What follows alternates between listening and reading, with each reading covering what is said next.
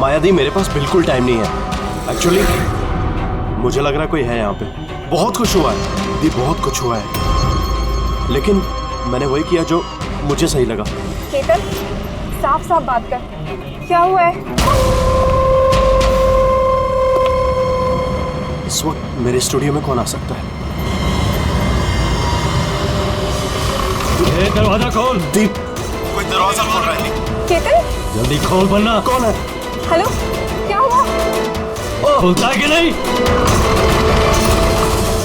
Hello Ketan भाई। देखो, आगे मत बढ़ो। कहाँ है वो फोटो? मैंने क्या किया है तुमने? बोलो। केतन, केतन, बोल। मैंने कुछ नहीं किया। बोल दे, नहीं तो मरेगा तू। प्लीज आगे मत बढ़ो। फोटो कहाँ है? जल्दी बोल दे, बता दे। नहीं, मैंने कुछ नहीं किया। देखो, मैंने कुछ नहीं किया। तो बैठेगा। आगे मत बढ़ो।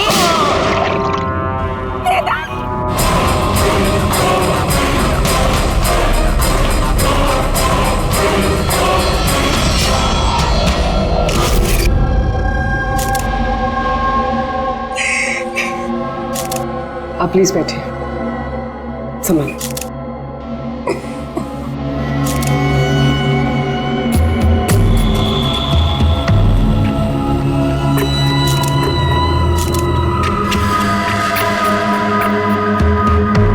ये क्या?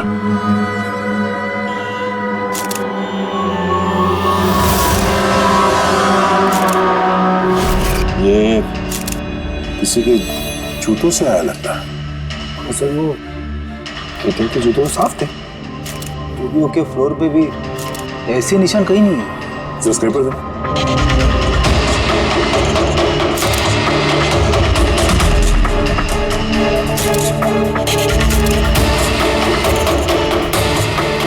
तो मिट्टी या कीचड़ तो नहीं लगता। ऑयल जैसा कुछ है। एक काम करो, स्टूडियो में जितने भी फिंगरप्रिंट सब उठा लो।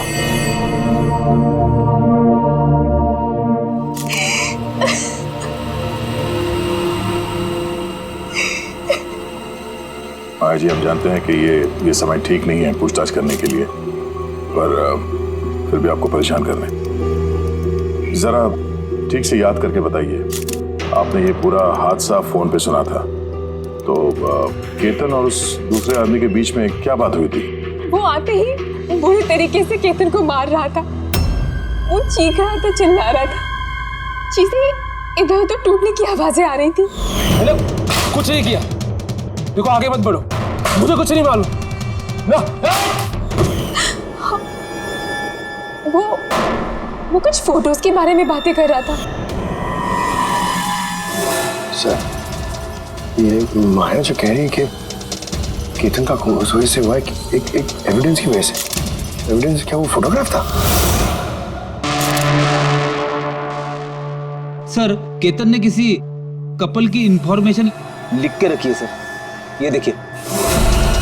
कोई मनन और शामली है, जूर से। सर ये देखिए, कैलेंडर पर 14 अप्रैल 2018 ये डेट मार्क की, द एनिवर्सरी। अरे ये तो आज की डेट है। इसका मतलब है आज के दिन कुछ होने वाला था जिसके बारे में केतन जानता था। उसका मोबाइल फोन चेक करो, देखो आखिरी बार किससे बात हुई थी उसकी।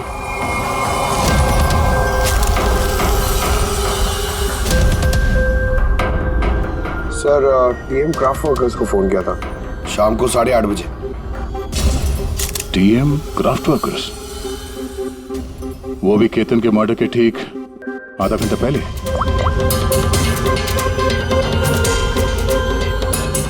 Hello, TM craft workers? जी बोलिए।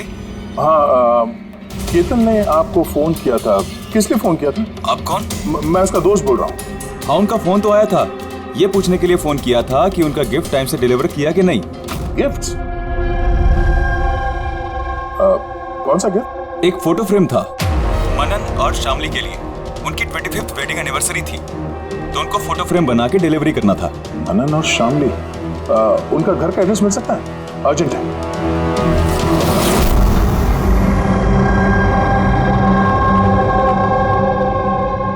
फोटो किसने भेजी?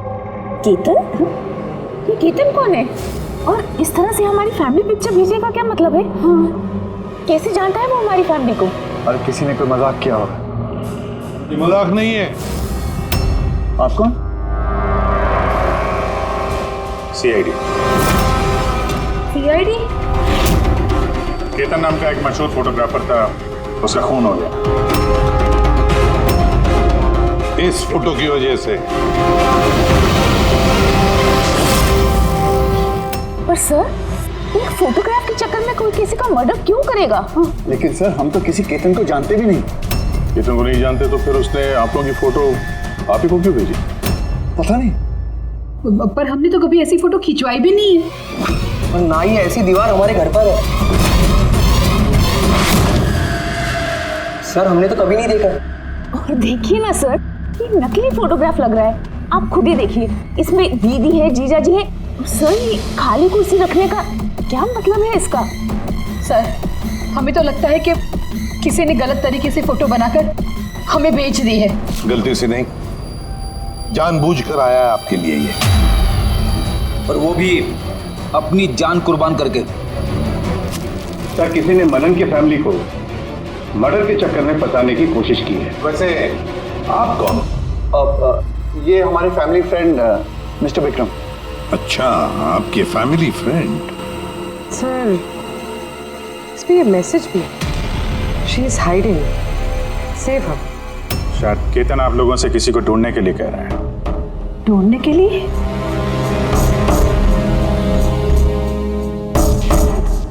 सर, ये फोटो तो मेरी बेटी रिया जैसी लग रही है। सर, पता नहीं किसका हाथ पकड़ कर खड़ी है। देखो ना, ये हमारी बेटी जैसी ही लग रही है। नहीं, ये रिया नहीं है।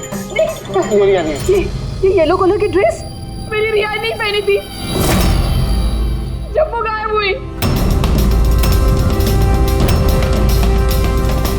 लगता है केतन रिया को ढूंढने के लिए कह रहा है। ये रिया है, देखो ना। ये रिया नहीं है। एक मिनट कब से गायब है आपकी बेटी रिया? 12 साल। 12 साल? सर ये 12 साल के बाद कोई किसी की इंफॉर्मेशन क्यों देगा? रिया, 12 साल से रिया गायब है। कोई ना कोई वजह तो जरूर होगी ये फोटो भेजने की। सर कोई वजह नहीं है, ये सिर्फ एक कोइंसिडेंस है। और 12 साल के बाद अचानक कहाँ से रिया की इंफॉर्मेशन मिल गई उसे? सर देखिए, ये रिया हो ही नहीं सकती। रिया की मौत 12 साल पहले हो चुकी है। ये रिया कैसे हो सकती है? ये रिया ही है। मैंने देखो ना, ये हमारी बेटी रिया ही है। के पीछे पड़ी है रिया ही। संभालिए अपने आप को। देखो तो। अरे चलो जल्दी।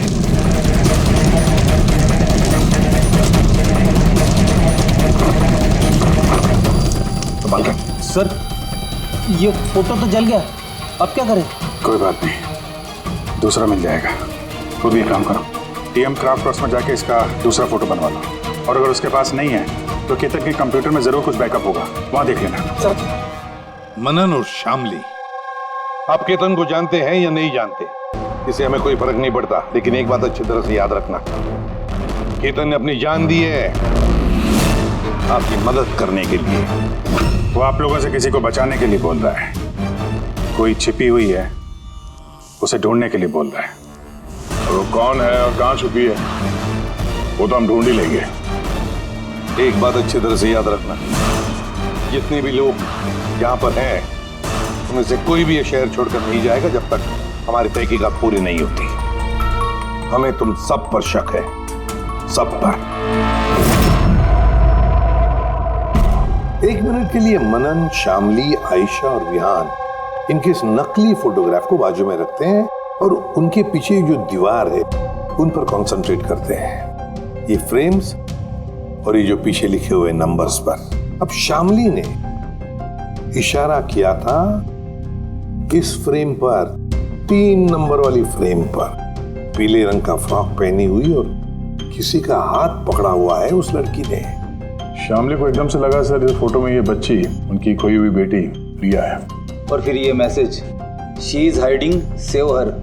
लेकिन सर विक्रम तो बार बार कह रहा था कि रिया मर चुकी है। हो सकता है ये मैसेज रिया के बारे में हो सकता है वो अभी भी जिंदा हो। बिल्कुल हो सकता है पूर्वी, बिल्कुल हो सकता है। और शायद केतन यही कहना चाहता है इन लोगों को, मनन के फैमिली को, कि शायद रिया जिंदा है और उसे मदद की जरूरत है। लेकिन सर, उसे इतनी मेहनत करने की क्या जरूरत थी?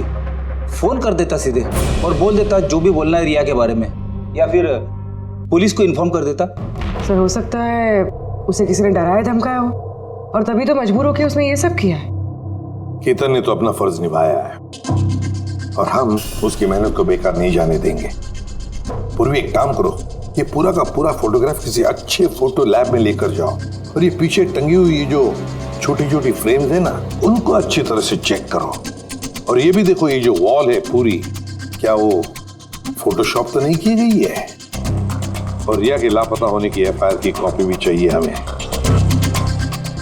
केतन मनन की फैमिली को तो नहीं जानता था, तो ऑब्वियसली रिया को भी नहीं जानता होगा, तो फिर उसने मनन की फैमिली को ये इंफॉर्मेशन क्यों दी और इस तरह से क्यों दी? सर, केतन का खूनी जरूर रिया के फैमिली से जुड़ा हुआ है सर। इन सारे लोगों के फोन रिकॉर्ड्स चेक करो फ्रेडी, और साथ साथ केतन के फोन रिकॉर्ड्स भी। और एक बात, मनन की फैमिली पर कड़ी नजर रखो और साथ साथ उनका जो दोस्त है ना विक्रम, उस पर भी देखो। ये लोग कहां कहां जाते हैं, किस किस से मिलते हैं, क्या क्या करते हैं। एक एक बात पर कड़ी नजर रखो, एक एक बात की खबर रखो। केतन के साथ जितने भी लोग काम करते थे ना, उनसे मिलना पड़ेगा। आप दोनों तो केतन को बहुत अच्छी तरह से जानते थे, तो कभी उसने आप लोगों को बताया किसी छोटी सी बच्ची के बारे में, जू के एक फैमिली के बारे में, उनके फैमिली पोर्ट्रेट के बारे में? जी नहीं सर, मुझे तो अब तक उसने कभी कुछ नहीं बताया। अच्छा, केतन सिर्फ आपके लिए काम करता था या और भी कुछ करता था किसी और के लिए भी? केतन मेरे लिए फैशन फोटोग्राफी करता था, साथ ही साथ बड़े बड़े फैशन हाउसेस के लिए एक्सक्लूसिव कैटलॉग शूट करता था। माया, आप केतन की बहन है तो आपको तो पता हो गया वो किस किस से मिलता था। सर, केतन बहुत ही रिजर्व रहता था, बस अपने काम में ही मग्न, और उसके दोस्त भी गिने चुने ही थे। और सर, हाल ही में केतन को एक इंटरनेशनल एग्जीबिशन के लिए असाइनमेंट मिला था, जिसके लिए वो मुंबई की गलियों में घूमकर स्ट्रीट फोटोग्राफी शूट किया करता था। वो फोटोग्राफ देख सकते हैं हम? जी सर।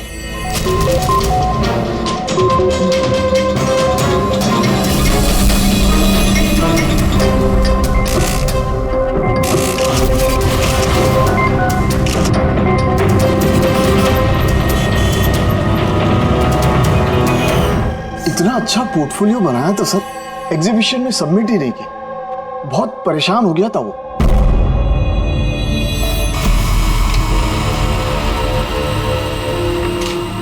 ये वॉल और उस पे लगे हुए सारे फोटोज एंड नंबर्स असली है। और बाकी सब? जिसने भी ये बनाया है उसने सिर्फ इस वॉल के ऊपर फैमिली वालों की फोटोज डाल दी है, इस खाली कुर्सी के साथ, ताकि ऐसा लगे कि फैमिली वालों ने इस वॉल के आगे बैठकर फोटो खिंचवाई। हाँ, लेकिन ये दीवार तो पक्का असली है। काफी एक्सपर्ट इंटीरियर डिजाइनिंग का काम लगता है। मैग्नेटिक वॉल है ये, आजकल बहुत कम जगहों पे देखने को मिलती है। Magnetic wall? हाँ, मैग्नेटिक वॉल बनाने के लिए वॉल को एक स्पेशल पेंट से पेंट किया जाता है, जिसके केमिकल कंपोजिशन में मैग्नेटिक एलिमेंट्स होते हैं, जो उस दीवार को मैग्नेटिक प्रॉपर्टीज दे देते हैं। यानी ये दीवार तो ऑलमोस्ट मैग्नेट जैसी है। एकदम सही। अब उस पे कोई भी मेटेलिक चीज बिना किसी हुक या कील के चिपका सकते हो या निकाल सकते हो।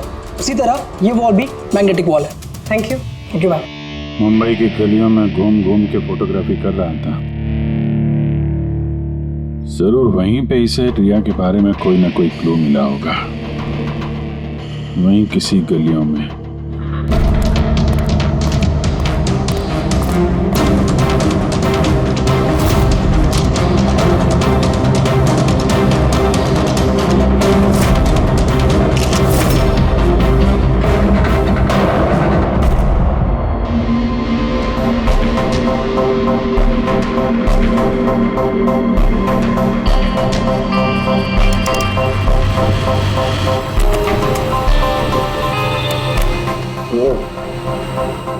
ये बात है।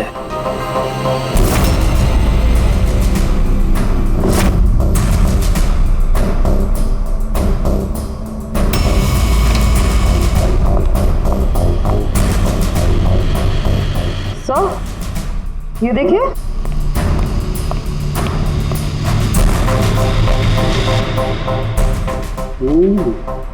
Good job Tarika. Thank you. बुल्तान के क्या मिला? बॉस, एक खास चीज मिली है।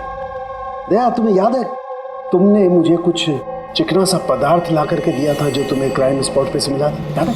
सर ये वहाँ क्राइम सीन पर मिला। ये मिट्टी या डामर तो नहीं लगता, शायद कोई ऑयल या ग्रीस हो सकता है। तुम बिल्कुल सही सोच रहे थे दया, वो ग्रीस ही है। बॉस, मुझे उस पदार्थ में ग्रीस के ट्रेसेस मिले और ये ग्रीस इतनी पुरानी है कि अब तो अपना केमिकल कंपोजिशन भी बदलने लगी। एक मिनट साहब की पुरानी मतलब कितने पुराने हैं? मतलब बॉस, जिस जगह से ये ग्रीस के डब्बे मिले हैं वो जगह काफी पहले बंद हो चुकी होगी। और सर, केतन के नाक के फ्लूइड्स में से मुझे ये एक्रिलिक, नायलॉन, पॉलिएस्टर, पॉलीप्रोपिलीन, इन सब चीज़ों की ट्रेसेस मिले और उसके लंग्स में भी ये सारी सेम चीज़ें मिली हैं, fabric fibres. Nylon, polyester, olefin, acrylic, क्या ये सब सारी चीजें तो फैब्रिक से जुड़ी हुई हैं?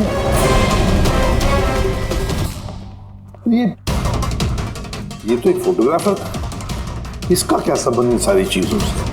हाँ सर, जिस जगह पे ये रहता है इसके घर के आसपास कोई फैक्ट्री वगैरह भी नहीं है, तो फिर एक कपड़े के रेशे इसके लंच में कैसे घुसे? हो सकता है ऐसी जगह पे आता जाता हूँ। हाँ बॉस, कोई फैक्ट्री, कारखाना मिल और बार बार जाता होगा सर, तभी ये पॉसिबल है। बार बार जाता होगा केतन ऐसी जगह पे, पर क्यों, किस लिए? सर श्यामली डिप्रेशन में चली गई है, वो घर से बाहर ही नहीं निकलती। और विक्रम और विहान मिलते रहते हैं, पता नहीं उन दोनों के बीच क्या बहस होती रहती है। और ये विहान वकीलों से जाके मिल रहा है। वकीलों से?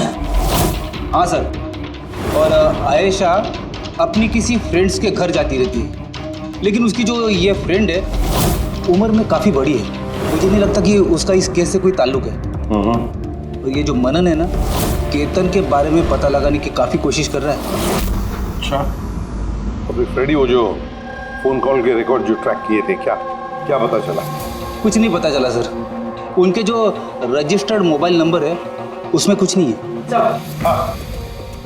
फोटोग्राफ्स का प्रिंट निकाल ली? हाँ सर, जैसे कि मैंने फोन पे बताया था, वो दीवार असली है सर। Magnetic wall? हाँ सर, केतन ने ये सारी फोटोज उस वॉल पे लगाकर वो फोटो ली है और फिर उस पर वो फैमिली वाली फोटो फोटोशॉप कर। सर इस वॉल का पता लगाने में ज़्यादा टाइम नहीं लगेगा, इंटीरियर डिजाइनर का काम है और ये वॉल पे मेटालिक डिजिट्स लगे हुए हैं। बस तो फिर ये सारे फोटोग्राफ्स आर्किटेक्ट्स और डिजाइनर्स के ऑफिसेज में भेज दो, पता चल जाएगा किसने ये मैग्नेटिक वॉल बनवा लिया था।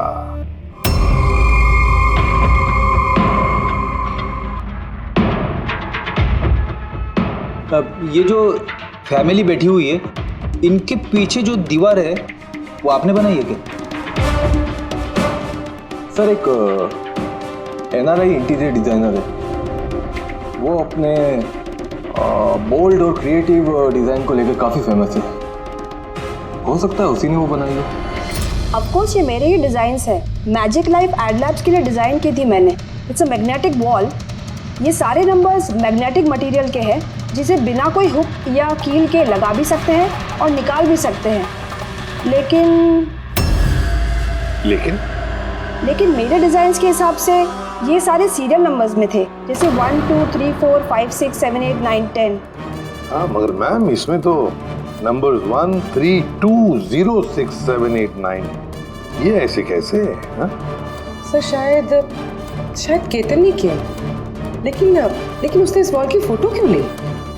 ये तो अब मैजिक लाइफ एड लैब वाले ही बताएंगे।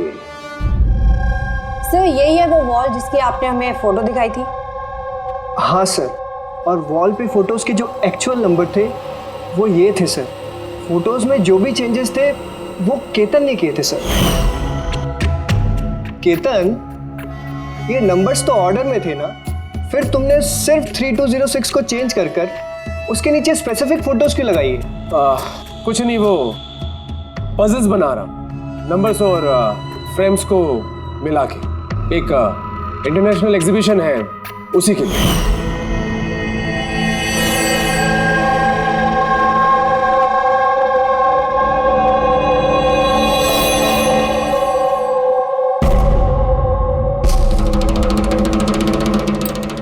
आप लोगों ने केतन को परमिशन कैसे दी है सब करने के लिए? दरअसल सर, केतन हमारे साथ पहले भी काम कर चुका है और वो एक इंटरनेशनल एग्जीबिशन के लिए कुछ फोटोज ले रहा था और इसलिए उसको ये वॉल की ज़रूरत थी, तो हमने उसे ये वॉल यूज़ करने दिया।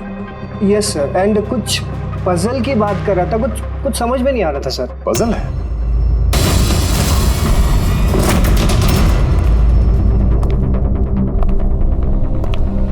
नंबर्स में पजल? उस पोर्ट्रेट में 3206 था और उसके नीचे जो फोटोग्राफ्स हैं, कहीं वो फोटोग्राफ्स ही पजल तो नहीं? हो सकता है केतन हमें उन फोटोग्राफ्स के जरिए रिया की कहानी बताना चाहता हो।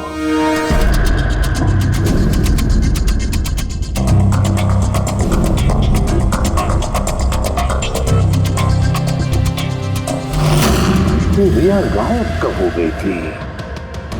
कब गायब हो गई थी? रिया की मिसिंग की एफआईआर है ना? हाँ सर। सर उसका इस केस से क्या कनेक्शन? वो केस तो सर बहुत साल पहले बंद हो चुका है, पता नहीं क्यों गया। ऐसे लगता है कि रिया की इस एफआईआर से शायद हमारी केस सॉल्व करने में कुछ मिल जाए। FIR 8221 Mumbai MP. एफआईआर का डेट देखो गया, ये देखो 3206 2006। मतलब ये डेट है? बिल्कुल सही, 3206 3 फरवरी 2006। दीदी हौसला रखिए। पता नहीं मेरी बेटी किस हाल में होगी। आप लोग मजाक तो नहीं कर रहे? आप वाकई में मेरी बेटी को ढूंढेंगे? वो एक्चुअली जिंदा है क्या? आपकी बेटी जिंदा है, ये सुनकर आपको खुश होना चाहिए, और आप हमसे ऐसे बात कर रहे हैं? डैड, मेरी बहन रिया जिंदा है। सर कहाँ है वो? देखिए, हम बहुत नजदीक हैं रिया का पता लगाने के, इसलिए आप लोगों को जो कुछ भी पता है हमें बताइए। आखिरी बार आप लोगों ने उसे कब देखा था, क्या हुआ था उसके साथ, और एग्जैक्टली गायब हुई कैसे वो? लेकिन सर, इन 4 फोटोज का क्या मतलब है? केतन जरूर हमें रिया के बारे में कुछ बताने की कोशिश कर रहा था। देखो ना फोटोग्राफ्स को, ये 3 नंबर का फोटो देखो, इसमें एक छोटी बच्ची रो रही है, किसी बड़े आदमी का हाथ पकड़ के जा रही है। फोटो नंबर 2 में रिया थोड़ी बड़ी हो चुकी है, ऐसे जाली के पीछे जैसे उसे किसी ने उस जाली के अंदर कैद करके रखा है। ये तीसरा फोटो, इसमें भी ऐसे लग रहा है कि इसे बंदी बना कर रखा गया है। और सर, इस आखिरी फोटो में कोई उसे गले लगा रहा है और पीठ पे खंजर मारने जा रहा है। सर, ऐसा लगता है कि केतन इन फोटोग्राफ के जरिए रिया की कहानी बता रहा है। एग्जैक्टली। देखो, रिया बचपन में किडनैप हो जाती है, फिर वो बंदी बनाई जाती है, और फिर जब वो 18 साल की हो गई तो उसे इन जंजीरों में जकड़ के रखा था, और फिर उसे कोई मिल गया जिसने उसे मारने का प्लान बनाया। कोई ऐसा जिस पर रिया विश्वास करती है? मतलब सर, केतन ने जानबूझ के मॉडल्स की ऐसे फोटो बनाई है ताकि सच को सामने लाया जा सके, इसलिए उसने केतन को रास्ते से हटा दिया। रिया बाकी बच्चों की तरह नॉर्मल नहीं थी। उसका दिमाग उसकी उम्र के बच्चों के कंपैरिजन में बहुत ही कमजोर था, इसीलिए उसे लगातार दवाइयों की जरूरत पड़ती थी। अगर वो दवाइयां नहीं लेती थी तो उसका दिमाग कंट्रोल में नहीं रहता था। वो कुछ भी कर सकती थी, वो अपने आप को चोट पहुंचा सकती है, वो अपने आप को मार भी सकती है। तो ये रिया गायब कहाँ से हुई? हमने उसे स्पेशल बच्चों की स्कूल में डाला था, वहीं से वो गायब हुई है। तो फिर उसके बाद आप लोगों को कोई फोन आया पैसों के लिए या किसी और चीज के लिए? नहीं, कुछ नहीं। हाँ, और बाद में हमें पता चला कि हॉस्पिटल में से उसकी मेडिकल फाइल गायब हो गई थी। फाइल गायब हो गई? कोई भला ऐसा क्यों करेगा? वो भी ऐसी लड़की की जिसकी दिमागी हालत इतनी नाजुक है। वही तो मैं कह रहा हूं। अरे जिसकी दिमागी हालत इतनी नाजुक हो, वो लड़की 12 साल कैसे जिंदा रह सकती है? अरे मुसीबत थी वो।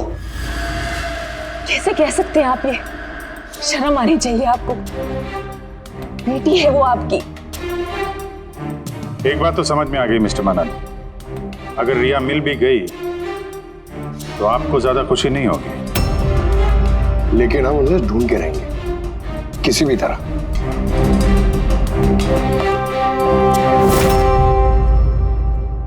दया, इस फोटो को गौर से देखो।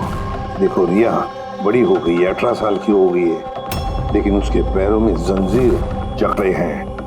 सर ये पीछे ये खिड़की कारपेट दिख रहा है पीछे। याद है तारिका ने क्या बताया था? केतन के नाक के फ्लूइड्स में से मुझे ये एक्रिलिक, नायलॉन, पॉलिएस्टर, पॉलीप्रोपिलीन, इन सब चीज़ों के ट्रेसेस मिले।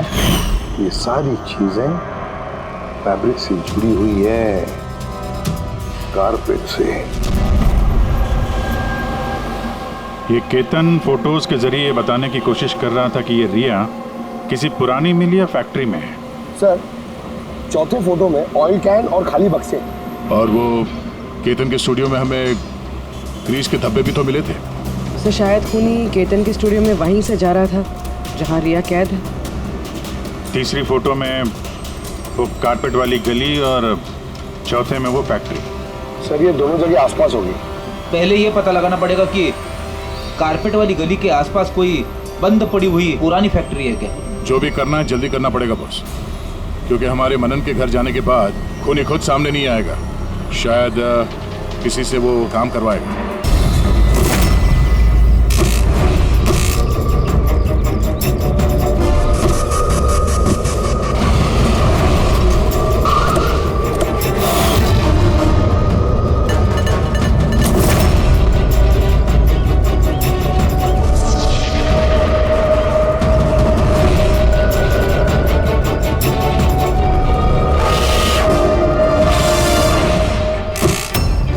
इन्होंने ही हमें पैसे दिए थे हमारी फोटो खिंचाने के।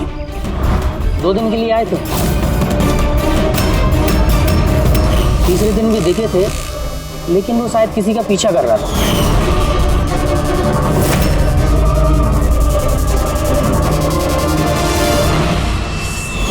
किसका पीछा कर रहा था? वो तो सर ध्यान नहीं दिया हमने। वो गया किधर पीछा करते हुए? इस तरफ गया।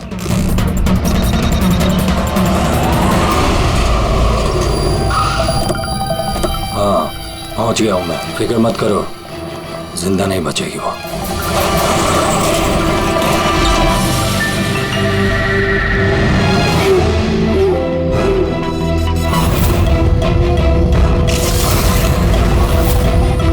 बंद कर इसको।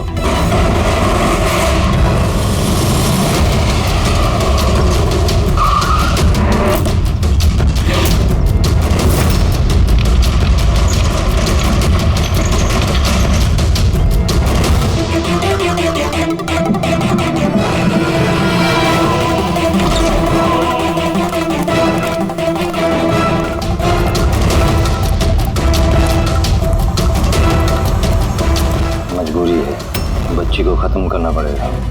बच्ची की बॉडी को ठिकाने लगाने के बाद इस सारी जगह को आग से खत्म कर दो, ताकि किसी के हाथ में कोई सबूत ना जाए। यहाँ पे तो कुछ मिला नहीं, चलो दूसरी जगह देखते हैं।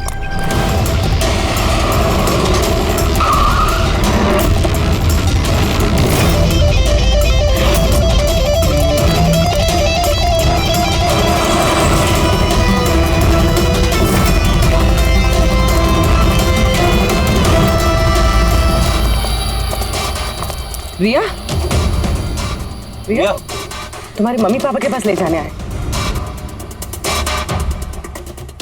चलो। रुक जाओ।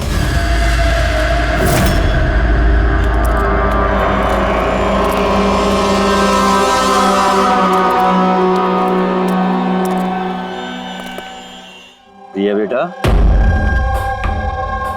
आजा आजा बेटा, आजा आजा आजा आजा आजा आजा आजा। रिया रिया रिया, आजा आजा आजा। रिया बेटा, ये अंकल के साथ जाएगी। ये बच्ची तुम लोगों के साथ नहीं जाएगी, कोशिश करके देख लो। ये ठीक कह रहा फ्रेडी। ये लड़की हम लोगों को अपना दुश्मन समझ रही है और इसे अपना दोस्त, क्योंकि ये इन लोगों को रोज देखती है। ये बिल्कुल ठीक कह रहा है और इस मासूम बच्ची को तो ये भी पता नहीं है कि ये आज मरने वाली है।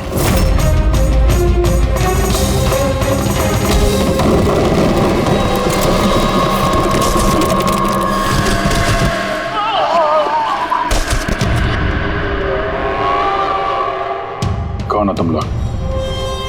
किसने भेजा तुम्हें? ये तुम्हें कभी पता नहीं चलेगा।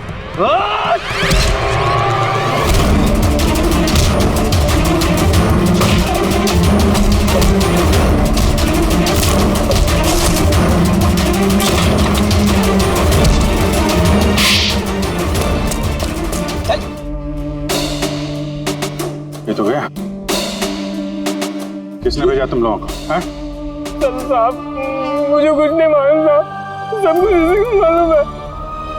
जिसको पता था वो तो मर गया। अब कैसे पता चलेगा सर किसने भेजा था इन्हें? रिया तो बेचारी इतनी डरी हुई है, कुछ बोल भी नहीं सकती। रिया बोल नहीं सकती मगर पहचान तो सकती है। मतलब रिया ने इस खूनी को पहचाना। क्यों? क्योंकि उसे हर रोज मिलती थी, उसे हमेशा देखती थी, उसे लगता था कि ये उसका अपना कोई है और इसीलिए उसके साथ जाने के लिए राजी हो गई। तो फिर रिया उसे भी पहचान लेगी जिसने 12 सालों से इसको यहाँ पे कैद करके रखा है, जो उससे हर रोज बात करता है और जिसने इसे मारने के लिए इन लोगों को यहाँ पे भेजा था। अब रिया बताएगी कि असली गुनहगार कौन है। रिया जाओ रिया। अच्छा मेरी बच्ची, आ बेटा।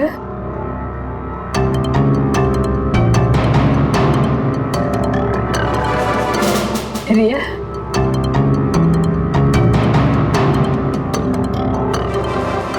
आजा मेरी बच्ची, अपनी माँ के पास आजा बेटा। आ बेटा, आ बेटा, आजा आजा मेरी बच्ची, आजा बेटा। रिया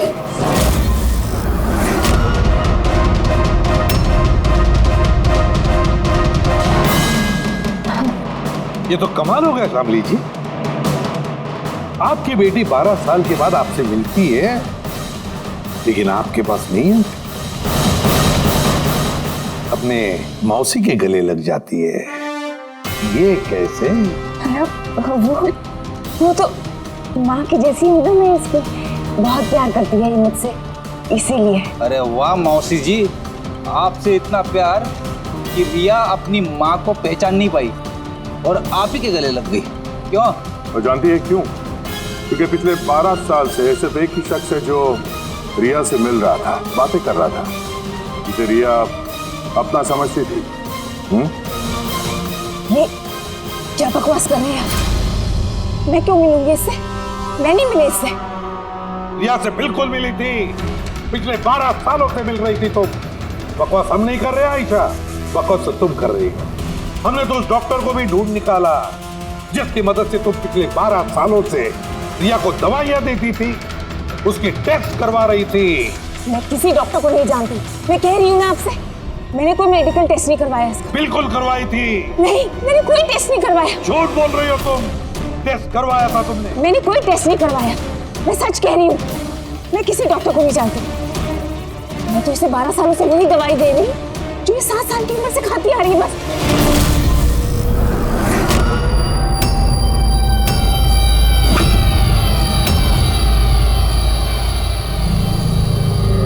फंस गई ना? हाँ? इस आदमी को आपने भेजा था रिया को मारने के लिए। उसके मोबाइल में हमें उसका नंबर मिला जो इत्तेफाक से आपकी दोस्त हैं। जिससे आप अक्सर मिलती हैं। आयशा, तुमने ये सब क्यों किया?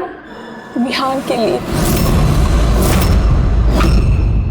मेरा डिवोर्स हो चुका था, मेरी जिंदगी का वैसे भी कोई ठिकाना नहीं था। मैं विहान को किसके सहारे छोड़ती? मुझे ऐसा लगा कि ये पूरी प्रॉपर्टी, पैसा, ये सब मेरे बेटे को मिलना चाहिए, रिया को नहीं। रिया तो वैसे भी दिमागी मरीज है। तुमने अपने बेटे के भविष्य को संवारने के लिए अपनी बहन की बेटी की जिंदगी को अंधेरे में धकेल दिया। हाँ? रिया के गायब होने के बाद मनन और शामली ने तुम्हारे बेटे विहान को गोद ले लिया। यही प्लान था ना तुम्हारा? तुम इतनी गिर गई कि तुमने एक छोटी सी बच्ची को मारने की कोशिश की। मैं उसे मारना नहीं चाहती थी, माँ हूं मैं भी। मेरा यकीन मानिए, मैं रिया को चोट नहीं पहुंचाना चाहती थी। बहुत कोशिश की मैंने उसे संभालने की, लेकिन संभाल नहीं पाई और इसीलिए तुमने रिया को मारने का प्लान बनाया। ये केतन कहाँ से बीच में आया और उसे रिया के बारे में कैसे पता चला? केतन के साथ मेरा अफेयर चल रहा था। भले उम्र में वो मुझसे छोटा था, पर मैं उसकी मदद करती थी। काफी बार मैंने उसे पैसे दिए उसके काम के लिए। सिर्फ बॉयफ्रेंड था, उसने तो तुमसे दिलो जान से प्यार किया। क्या वही उसका कसूर था? तो तुम्हारा बॉयफ्रेंड था तो तुमने उसे मारा क्यों? वो उस कारपेट वाली गली में एक दिन फोटोशूट कर रहा था। बाय चांस उसने मुझे देख लिया और मेरा पीछा करते करते वो रिया तक पहुंच गया। मैंने उसे बहुत डराया, बहुत धमकाया, यहाँ तक कहा कि मैं उसका करियर बर्बाद कर दूंगी। लेकिन नहीं, शायद उसमें इंसानियत जाग रही थी, इसलिए मुझे उसे मरवाना ही पड़ा। वाह, बहुत खूब। कैसी माँ हो तुम। 12 साल से एक मासूम बच्ची को अपनी माता पिता से दूर रखा। क्या मिला तुम्हें? हा? भूल गई तुम कि देर से ही सही सच्चाई तो सामने आ ही जाती है। अपने स्वार्थ के लिए बहुत बड़ा जुर्म किया है तुमने। कानून तुम्हें कभी माफ नहीं करेगा। कड़ी से कड़ी सजा होगी तुम्हें, कड़ी से कड़ी सजा।